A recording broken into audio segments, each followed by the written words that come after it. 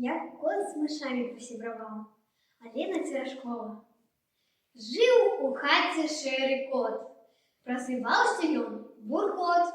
Жив каток, ды не тужив, а нічога не робив. Гаспадыня шкадавала, колбасою частавала, а Буркот з клубком гуляв, гаспадыню забаўляў. Ды аднойчы нейкі злодзей у кладоўку стаў прыходзіць.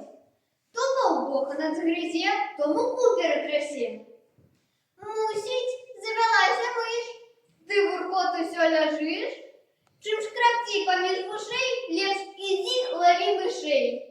Гаспадыня кажа строга, аж заяўкаў кот нябога. Мяу, мяу, што рабіць? Я ж не ўмею іх лавіць. Коцік енчыць, коцік плача. Гаспадыня гэта бачыць, ды сама мяркуе так. Мусіць, кот Буркот лаіць так. А, лайдашыш, абібок? Вымятайся за порог. Нос повесил шерый кот, перелез на брамы плот и, соскочивши на дом, в лесных гущах пришел.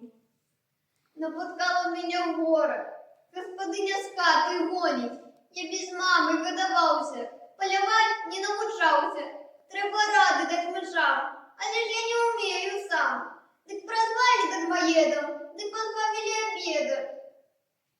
Гэта лисенька почула, толькі і вусы облизнула. За науку треба плата, ты же, котю, не богатый. Зробим так, что напалюешь, ты мяне і пачастуеш. Кот сховался за купиной, моцно напружинил спину, тихо-тихо затаился, шэрую землёю зліўся. Чуе, мышка запішчэла, ды трава зашабурчэла.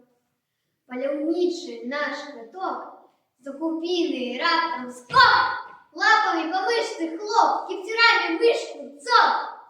Мышаня заголосила, запищела, запросила: «Отпустите меня, дядюшка каток, я ж могу хіба что на один зубок, а як будете потребу мець у шым, обяцаюся я вам допомогчи. Вам не варто нават пэцкаць і вусы. Отпустите, у маці я адзіны сын». И расчулился каток, пошкроб лапой животок, кипти-драпы распустил, мышанятку отпустил. За кустом лиса лежит. Где сдобыша? Покажи. Мышанятку я словил и до хаты отпустил. Разловалася лиса, отпустил яго ты сам. Гэта ж трэба дурнем быць, каб словить да отпустить. Лепей не кажи нікому. И лиса пошла додому.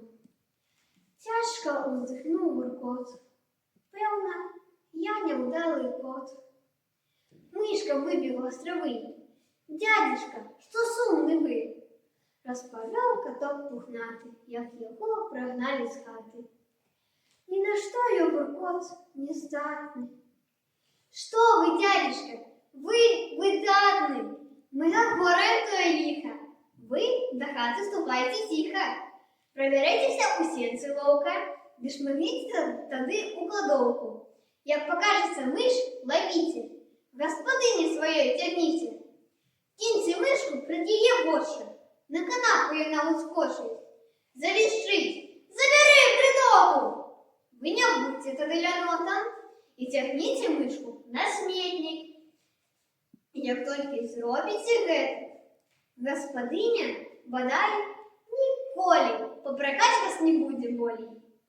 Дзякаваў їй кот Буркот, хутка бег у свой гарод. У кладоўцы пашукаў, мышанятку упаляваў, господыні притягнул, кинул, поясок лизнул. Як ускочить господыня? Кинь ее сметник, кинь, прежь сягни ее притоку. И под вечер у охвоту кушал кот Буркот колбаску, мышкам дякував за ласку. И по сьогодні мишаняти обиходять тую хату, бо найперший кот Буркот греє толстый свой живот.